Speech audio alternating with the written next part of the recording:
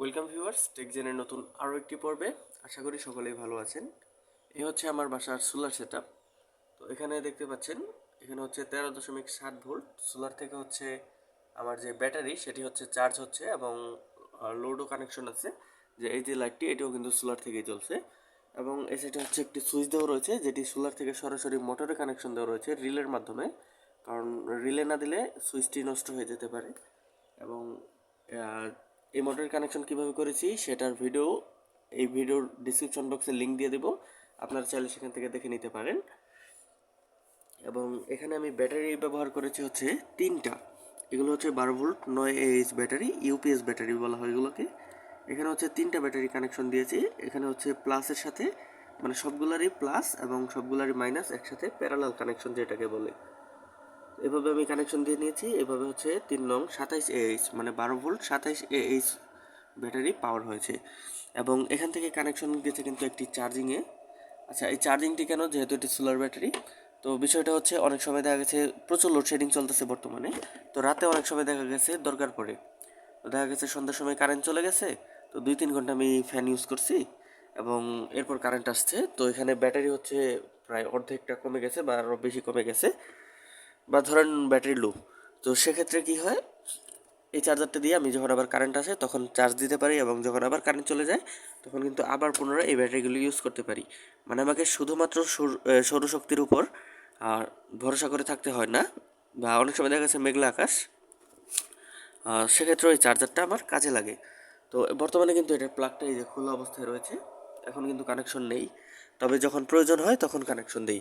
এবং এখানে দেওয়া রয়েছে একটি 1000 ওয়াট ইনভার্টার কানেকশন। তো আমি যদি একটু দেখাই এদিক থেকে, তো দেখতে পাচ্ছেন এটা হচ্ছে অন অবস্থায় আছে। তো জেনারেলি এটা অনই থাকে। তো এখান থেকে হচ্ছে আমি কানেকশন নিয়ে গেছি অন্য রুমে। আর এটা হচ্ছে আমার সোলারের লাইটের সুইচ। তো যাই হোক, এই আমি অন্য রুমে নিয়ে গেছি। অন্য রুমে নিয়ে যাওয়ার কারণ হচ্ছে, 12 ভোল্ট যদি আমি অন্য রুমে অনেকটা দূরে নিয়ে যাই, সেক্ষেত্রে তারটা গরম হয় যখন ফ্যান চালানো হয়, এবং তার গরম হয় প্লাস হচ্ছে তারটা অনেক সময় নষ্ট হয়ে যায়, একবার নষ্ট হয়েছে। আর যে দূরে নিলে সিস্টেম লস যেটা আছে, প্রচুর পরিমাণে লস হয়, মানে বিদ্যুৎ কম থাকে। মানে আমি যদি একটা ফ্যান চালাই 60 ওয়াট, মানে 5 অ্যাম্পিয়ার, সেক্ষেত্রে দেখা গেছে তারাই 2 অ্যাম্পিয়ার খেয়ে ফেলায়। সেক্ষেত্রে আমি 3 অ্যাম্পিয়ার পাই, ফ্যানটা খুব ধীরে গতিতে ঘুরে। তো চলুন আমি অন্য রুমে নিয়ে দেখাই এই ইনভার্টারটার মাধ্যমে কিভাবে কানেকশন চলতেছে। তো একটা সময় হচ্ছে এটাতে সরাসরি 12 ভোল্টের কানেকশন ছিল, এখন হচ্ছে 220 ভোল্টের কানেকশন। তো আমি যদি লাইটটি অন করি, এই যে দেখতে পাচ্ছেন এখানে হচ্ছে 220 ভোল্টের লাইটই কিন্তু জ্বলতেছে। এবং এখানে হচ্ছে এই তার দিয়ে আমি লাইনটি নিয়ে আসছি, একটা হচ্ছে চিকন তার আর একটা হচ্ছে বিদ্যুতের যে তার থাকে সেগুলা। যেহেতু 220 ভোল্ট খুবই স্বল্প পরিমাণে অ্যাম্পেয়ার আসে, জাস্ট আমি 200 ওয়াট ইউজ করলেও 1 অ্যাম্পিয়ারের মতো বিদ্যুৎ আসবে। যার জন্য এইরকম চিকন তার হলেও কিন্তু কোনো রকম সমস্যা নেই, চালিয়ে নেওয়া যায়। কারণ এই তারগুলো 1 থেকে 2 অ্যাম্পিয়ার কারেন্ট টানতে পারে, আর এগুলো আরও বেশি টানতে পারে। তবে 1 অ্যাম্পিয়ারও কারেন্টও লাগে না, কারণ যেই আমি পাওয়ার সাপ্লাইটা ব্যবহার করি, সেই পাওয়ার সাপ্লাইটাই দিতে পারে হয়তো বা 200 ওয়াটের মতো। তো এখানে হচ্ছে আমি আরেকটি লাইন বের করেছি, এখান থেকে হচ্ছে আমি দেখা, এখানে হচ্ছে এক রুম থেকে অন্য রুমে আনার জন্য এখান থেকে হচ্ছে আমি এভাবে কানেকশনটি বের করে নিয়েছি। এখানে হচ্ছে দুটো তারই এসছে, এবং এখান থেকে হচ্ছে আমি এদিক থেকে জয়েন করে নিয়েছি, যাতে করে তার লাগলে সহজে নষ্ট না হয়। এবং এখানেও কিন্তু কারেন্টের ব্যবস্থা রয়েছে। তো এই লাইনটি আমি একটু দেখাই যদি। তো এই লাইনটি হচ্ছে এই অবস্থায় আছে, এবং এখানে আসছে, দেখতে পাচ্ছেন। এবং এখানে কিন্তু আমি বিছানায় একটি হাই স্পিড ফ্যানও রেখেছি, যেটির মাধ্যমে কিন্তু বাতাস খাওয়া যায়। আমি যদি সুইচটা অন করি, এই যে দেখতে পাচ্ছেন এটা চলছে, এটা কিন্তু সম্পূর্ণ সোলারে চলছে। এখানে কিন্তু কোনো রকম বিদ্যুতের কানেকশন নেই, সরাসরি সোলার থেকে যে ইনভার্টার সেটি চলছে। 3 থেকে 4 ঘন্টা চালানো যায় এই ফ্যানটি। তো আপনারা যারা বাসায় সোলার সেট আপ করবেন ভাবছেন, এরকমভাবে ডিসি অথবা এসি অথবা দুটো একসাথে এরকমভাবে করে নিতে পারেন। তো এতে করে আপনার যে দূরে যেগুলো নেবেন সেগুলো যদি এসি করে নেন, ইনভার্টার যদি 15 ওয়াট সিস্টেম লসও করে তারপরও আপনার লাভ।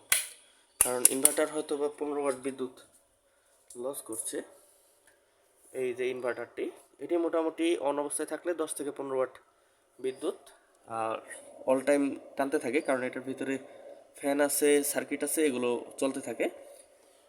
তবে এরপরেও কিন্তু লাভ, কারণ দূরে নিলে দেখা গেছে আপনি যদি 2 অ্যাম্পিয়ার কারেন্ট লস হয় এক রুম থেকে অন্য রুম জাস্ট এতটুকু দূরে, তার থেকে ভালো মানে 1 অ্যাম্পিয়ার কারেন্ট মানে কিন্তু 12 ওয়াট, 12 ভোল্ট 1 অ্যাম্পিয়ার মানে 12 ওয়াট, তার থেকে 15 ওয়াট লস করা ভালো না? 30 ওয়াটের থেকে 15 ওয়াট লস করা আমার মতে অনেকটাই ভালো। কারণ 30 ওয়াট লোড আর হচ্ছে 15 ওয়াট মানে দ্বিগুণ লস হচ্ছে আমি যদি সোলার শুধুমাত্র ব্যবহার করি, দূরে নেই, এবং তারও কিন্তু গরম হচ্ছে, তার পুড়ে যাওয়ার সম্ভাবনা থাকছে। আর এসিতে সেই সম্ভাবনাটা থাকছে না, কারণ যেহেতু 220 ভোল্ট, এম্পিয়ারটা খুবই কম যাচ্ছে। যেখানে আমার 60 ওয়াট একটি ফ্যান চালাতে ব্যবহার করা হচ্ছে 5 অ্যাম্পিয়ার লোড 12 ভোল্টে, সেখানে 220 ভোল্টে হাফ অ্যাম্পিয়ার লোডও না, মানে 0.30 সম্ভবত এরকম একটা অ্যাম্পিয়ার টানে, যার জন্য তারায় কোনো রকম সমস্যা হয় না। তো এই ছিল আজকের ভিডিওটি ভালো লাগলে একটি লাইক দিবেন, চ্যানেলে নতুন হলে সাবস্ক্রাইব করে পাশে থাকুন এরকম আরও ভিডিও পাওয়ার জন্য। সকলেই ভালো থাকুন, সুস্থ থাকুন, দেখা হচ্ছে পরবর্তী কোনো ভিডিওতে নতুন কোনো টপিক নিয়ে।